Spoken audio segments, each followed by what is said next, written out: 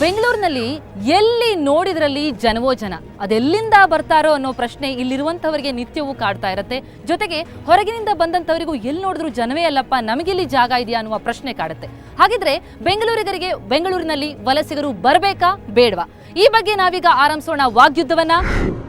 ನನ್ನ ಬಲಗಡೆ ಇರೋರು ಹೇಳ್ತಿದ್ದಾರೆ ಬೆಂಗಳೂರು ಆಗಿರೋದೇ ವಲಸಿಗರಿಂದ ಸ್ವಾಮಿ, ಬರ್ಲಿ ಅವರು ಅಂತ. ಆದರೆ ನನ್ನ ಎಡಗಡೆಯವರು ಹೇಳ್ತಾರೆ ಬರೋದು ಬೇಡಪ್ಪ, ಬೇರೆ ಊರುಗಳನ್ನ ಬೆಂಗಳೂರಿನ ತರ ನಿರೂಪಿಸಿ, ಆಗ ಜನ ಅಲ್ಲೇ ಇರ್ತಾರೆ, ಬೆಂಗಳೂರು ಕೂಡ ಸುಭಿಕ್ಷವಾಗಿರುತ್ತೆ ಅಂತ. ಬನ್ನಿ ಹಾಗಿದ್ರೆ ಈ ಕಡೆ ಇರೋದನ್ನೇ ಆರಂಭಿಸೋಣ.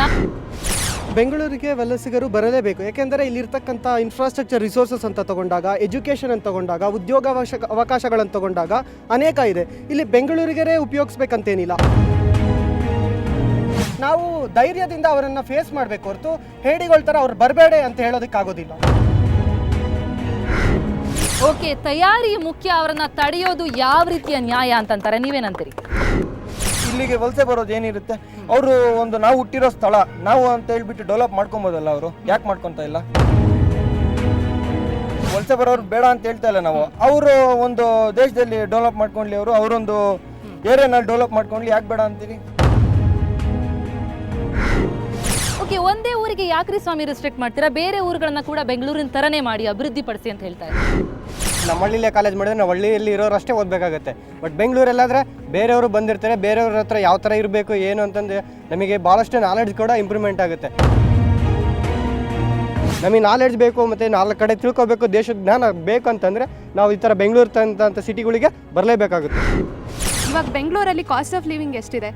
ನಾವು ಏನೇ ಕೊಂಡ್ಕೋಬೇಕಾದ್ರೂ ಮಿನಿಮಮ್ ಅಂದರೂ ಒಂದು 100 ರೂಪಾಯಿ ಜಾಸ್ತಿ ಇಟ್ಟು ಕೊಂಡ್ಕೊತಾ ಇದ್ದೀವಿ. ಬೇರೆ ಮೆಟ್ರೋಪಾಲಿಟನ್ ಸಿಟೀಸ್ ಕಂಪೇರ್ ಮಾಡಿದ್ರೆ ನಾವು ಜಾಸ್ತಿ ಕೊಟ್ಟು ಕೊಂಡ್ಕೊತಾ ಇದ್ದೀವಿ. ಪೆಟ್ರೋಲೇ ತೊಗೊಳ್ಳಿ, 3 ರೂಪಾಯಿ ಜಾಸ್ತಿ ಆಗಿದೆ. ಬೇರೆ ಇದಕ್ಕೆ ಕಂಪೇರ್ ಮಾಡಿದ್ರೆ, ಬೇರೆ ಸಿಟಿಗಳು ಕಂಪೇರ್ ಮಾಡಿದ್ರೆ 3 ರೂಪಾಯಿ ಜಾಸ್ತಿ. 100 ರೂಪಾಯಿ ಆಗೋ ಕಾಲನೂ ಹತ್ರ ಇದೆ. ಯಾಕೆ ಅಂದರೆ ಇಲ್ಲಿ ವಲಸಿಗರು ಜಾಸ್ತಿ ಆಗಿದ್ದಾರೆ, ಇಲ್ಲಿ ಯೂಸ್ ಮಾಡೋ ಸಂಖ್ಯೆನೂ ಜಾಸ್ತಿ ಆಗಿದೆ. ಆದ್ದರಿಂದ ಹಂಚಿಕೆ ಆದರೆ ಅಲ್ಲಿ ಕಾಸ್ಟ್ ಆಫ್ ಲಿವಿಂಗ್, ಅವಾಗ ಕಾಸ್ಟ್ ಆಫ್ ಲಿವಿಂಗು ಹಂಚಿಕೆ ಆಗುತ್ತೆ. ಖಂಡಿತ ಅವ್ರ ಪಾಯಿಂಟ್ನ ನಾನು ಎತ್ತಿಡಿತೀನಿ. ಆದರೆ ಒಂದು ಹೇಳಕ್ಕೆ ಇಷ್ಟಪಡ್ತೀನಿ, ಇಲ್ಲಿ ಬೆಂಗಳೂರೇ ಉದ್ಧಾರ ಆಗಬೇಕಂತೀನಿಲ್ಲ. ಹೊರಗಡೆಯಿಂದ ಬಂದು ಜನ ಇಲ್ಲಿನ ಲೈಫ್ ಸ್ಟೈಲ್ ಒಂದನ್ನು ನೋಡಿ ಅಲ್ಲಿ ಹೋಗಿ ರೂಢಿಸ್ಕೊಳ್ಬೇಕಾಗಿರೋದು ಭಾಳ ಮುಖ್ಯ. ಮನುಷ್ಯ ಕೇವಲ ಬೆಂಗಳೂರು ಅಷ್ಟೇ ಅನ್ನೋ ಸೀಮಿತ, ಕೇವಲ ಬೆಂಗಳೂರಲ್ಲಿ ಮಾತ್ರ ನಮಗೆ ಅವಕಾಶಗಳು ಸಿಗುತ್ತೆ ಅನ್ನೋದನ್ನ ಮರಿಬೇಕು. ನಿಂತು ನೀರಾಗಬಾರ್ದು, ಇದೊಂದೇ ನಗರ ಅನ್ನೋ ಭಾವನೆಗಳನ್ನ ಬದಲಿಸ್ತಾ ಹೋಗ್ಬೇಕು. ಮನುಷ್ಯನ ಮನಸ್ಥಿತಿ ಚೇಂಜ್ ಆಗಬೇಕು. ಓಕೆ, ಯಾಕಷ್ಟು ಸ್ವಾರ್ಥಿಗಳಾಗ್ತೀರಾ? ಬರೀ ಬೆಂಗಳೂರನ್ನಷ್ಟೇ ಬೆಳಿಬೇಕು ಅಂತನ, ಬೇರೆ ಊರುಗಳು ಬೆಳಿಲಿ, ಬೇರೆ ಊರುಗಳಿಗೆ ಅವಕಾಶವನ್ನ ಕೊಡುವಂಗಾಗ್ಲಿ ಅಂತಾರೆ.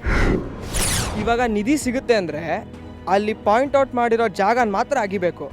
ಹಾಗಂತ ಪಕ್ಕದಲ್ಲಿರೋ ಜಾಗನಾಗ ಸಿಗಲ್ಲ. ಬೆಂಗಳೂರಿಗೆ ಏನಕ್ಕೆ ಜನ ಬರ್ತಿದ್ದಾರೆ, ಅಲ್ಲಿ ಬೇರೆ ಕಡೆಯಿಂದನೂ ಬರ್ತಿದ್ದಾರೆ. ಅದನ್ನ ಹೋಗಿ ನಾವು ಕಲ್ತ್ಕೊಂಡು ನಮ್ಮ ಊರುಗಳಿಗೆ ಹೋಗಿ ಮಾಡ್ಕೊಂಬರ್ತೀವಿ ಹೊತ್ತು ಬೆಂಗಳೂರನ್ನ ತೊಗೊಂಡೋಗೋಣ. ನಾವು ಅಲೆಕ್ಸಾಂಡರ್ಸ್ ಅಲ್ಲ. ಕರ್ನಾಟಕದಲ್ಲೇ ಬೇರೆ ಊರುಗಳನ್ನ ಬೆಂಗಳೂರಿನ ರೀತಿಯಲ್ಲಿ ನಿರ್ಮಿಸಿದ್ರೆ ಆಗ ಕಾಸ್ಟ್ ಆಫ್ ಲಿವಿಂಗ್ ಕಡಿಮೆ ಆಗ್ಬೋದಲ್ಲ, ಅದು ಬೇಡವಾ? ಗೊತ್ತು, ಯಾಕೆ ಆ ಊರುಗಳಿಂದ ಬೆಂಗಳೂರಿಗೆ ಬಂದು ಅವ್ರು ಕಲ್ತ್ಕೊಂಡು ಹೋಗಿ ಅಲ್ಲಿ ಮಾಡಿದ್ರೆ ತಾನೇ ಸಾಧ್ಯ. ಸೊ ಅವ್ರು ಇಲ್ಲಿ ಬಂದ್ರೆ ತಾನೇ ಅದು ನಡೆಯೋದು. ಅದು ಸುಮ್ಮನೆ ಮಿತ್ ಹಂಗಿರೋಂಥದ್ದು ಅಂತ ಅಂತೀರ ಹಾಗಿದ್ರೆ.